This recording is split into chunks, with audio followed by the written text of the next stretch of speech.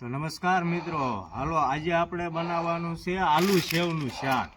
તમારા માટે હું કંઈક નવું લઈને આવ્યો છું, આલુ સેવનું શાક. તો એના માટે આપણે બનાવી નાખ્યો છે મસ્ત ચૂલો, એ પણ ગુજરાતી સ્ટાઇલમાં કાંઈ ન ઘટે એવો. અને એમાં એની માટે આપણે જો આલુ સેવ લીધી છે, ડુંગળી લીધી છે, ટમેટા લીધા છે, લસણમાં ભેળવેલું મરચું લીધું છે, લસણ અને આદુને ખાંડી નાખ્યું છે, અને શુદ્ધ ઓરિજિનલ સિંગ તેલ લીધું છે.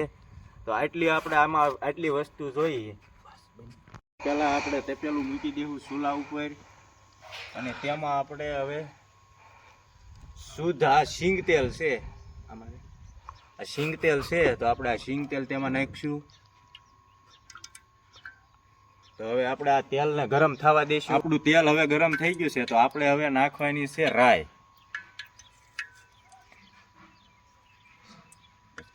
તો હાલો મિત્રો, હવે આપણે રાઈ ફૂટીને કમ્પ્લીટ થઈ ગઈ છે. હવે આપણે 2 મરચાં નાખીશું સુકલ,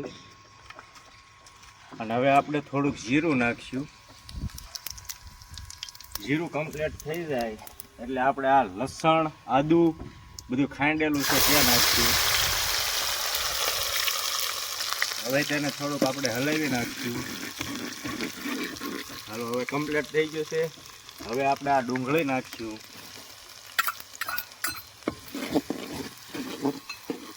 હવે ડુંગળીને મસ્ત પાકવા દેવાની છે આપણે.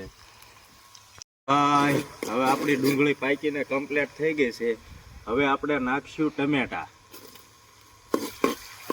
હવે ટમેટાને સરખી રીતે મસ્ત એકદમ ગ્રેવી થઈ જાય ત્યાં સુધી પાકવા દેવાના છે.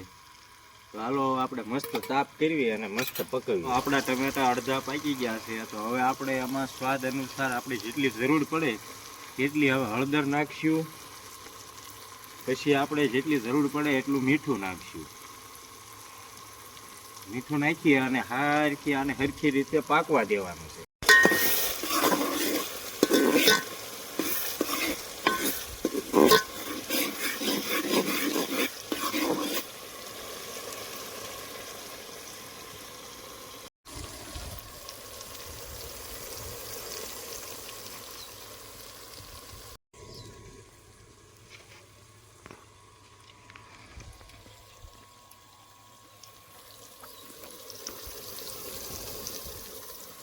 આપણે આમાં કોઈ જાતના મસાલાનો યુઝ કર્યો નથી, એકદમ શુદ્ધ દેશી છે.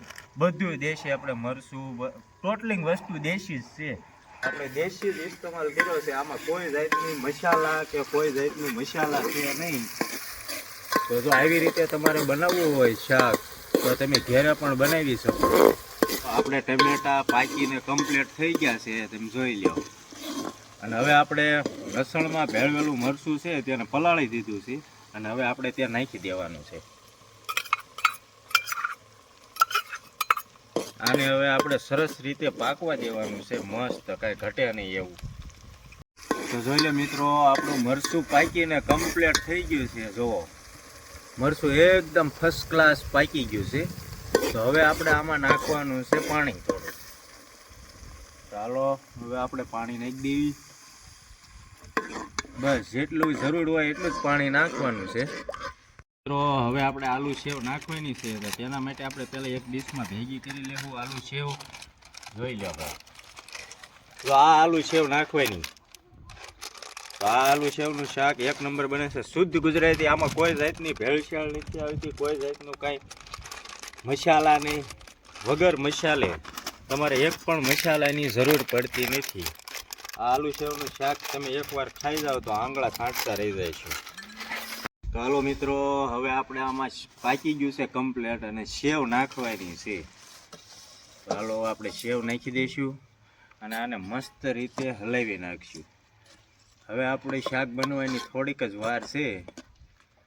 તો આ વિડીયોમાં જો તમને મજા આવી હોય તો તમારા મિત્રોને, તમારા ફ્રેન્ડોને શેર કરજો. આપણે શાક બનીને કમ્પ્લીટ થવાની તૈયારીમાં છે, ને આપણે કોથમરી નાખવી પડે. ગમે એનું શાક હોય, કોથમરી તો ખાસ જરૂર છે. અને દેશી એકદમ આપણી વાડીની કોથમરી છે. તો આને આપણે હવે મસ્ત રીતે કાપી અને નાખી દેવું. શાક બનીને રેડી થઈ ગયું છે. તો હવે આપણે શાકને હેઠું ઉતારી દેવું.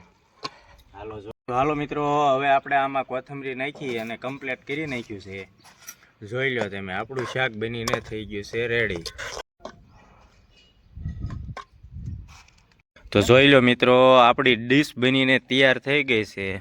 જોઈ લો તમે, આ શાક, છાશ, મસ્ત ઘઉંની રોટલી, ડુંગળી, ટમેટા અને મૂળા.